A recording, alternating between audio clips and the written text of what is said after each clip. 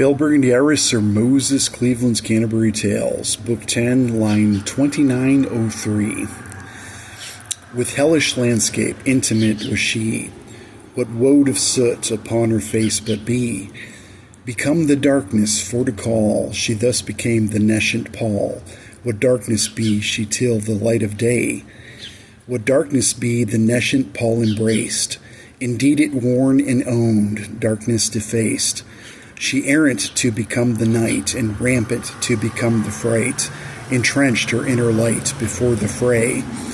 The fortress of her soul indeed mobile, the static armor of her heart to know, to wither nay what courage wrought, what fastness nay by fear begot, her inner light but rainbow bright in hue.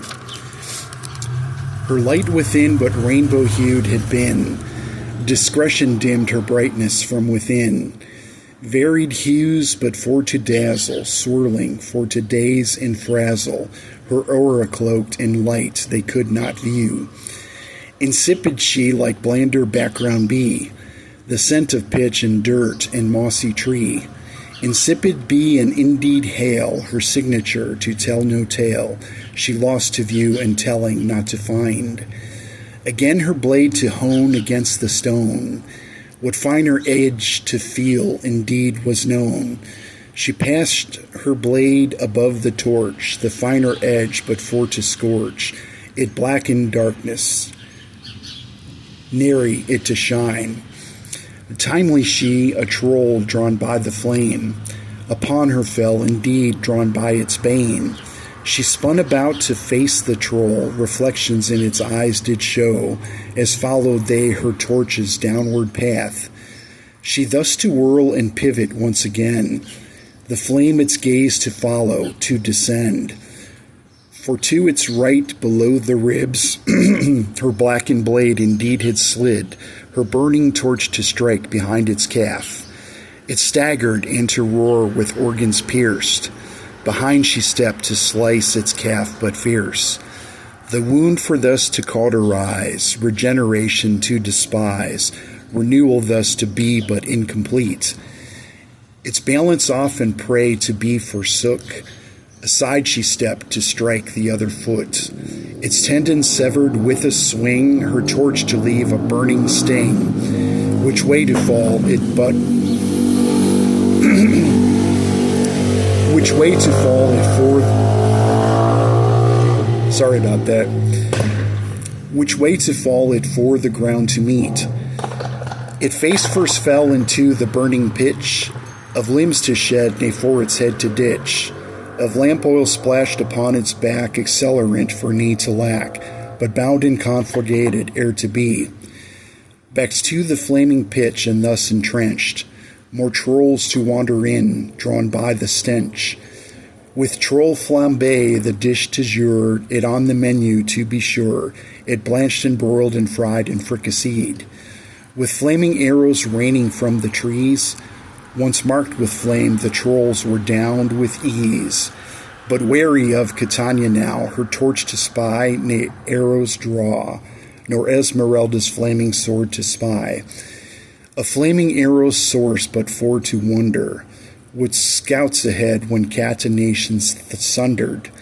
In woad and cordage hard to find, returning thus and hard to mind, in silent stealth they up the trees did climb.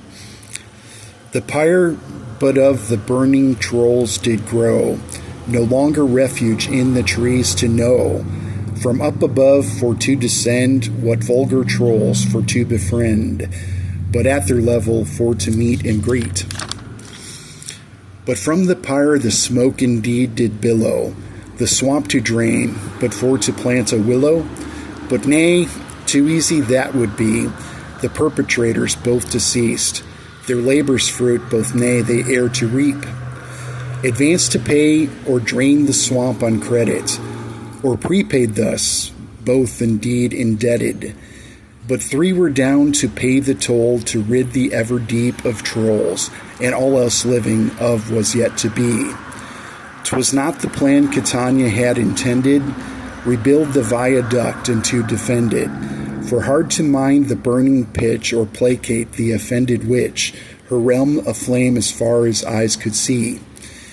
Ledandria, but difficult to see, woed in cordage by torchlight flickered she, to doom the trolls by flicker spark, what woed indeed to be an art, she coruscating in the dire firelight. She coruscating in the flaming dire, what flicker spark reflecting from the pyre. She dazzling by trolls to view, disruptive contrasts misconstrued, by troll brains disassembled, hard to fight. An image disassembled by their minds, attention scattered to and fro in kind, but shadows in peripheries and troll minds paranoid to be, their knee-jerk urge to strike, hard to ignore. The magic of the woad yet to forgo, but single-minded trolls are often so. Their one-track minds but yet to bring focus on a multi-being, confused and angry, rage for to implore. Behind Ledandria emerged Feline, but catty with her bow a light had been, but focused on the shadow blights, the shadow people left and right, the flame afore indeed but panic brought. Too late before the troll could thus reply, it knocked and drawn and lit, the arrow spied, a flame and aimed right at its face, but Craven whimpered in disgrace. As through its eye was pierced, the target sought. By hand of dread the other eye to lack, as Gangor crouched, but ready to attack. For to on foot the blinded troll, what legs to lack and head to roll, what flame the slant, 'twas Gangor's sword nay bent. Yep, 6:26:26. I'll stop right there. Love you all. Hope you're having a good day, and more to come.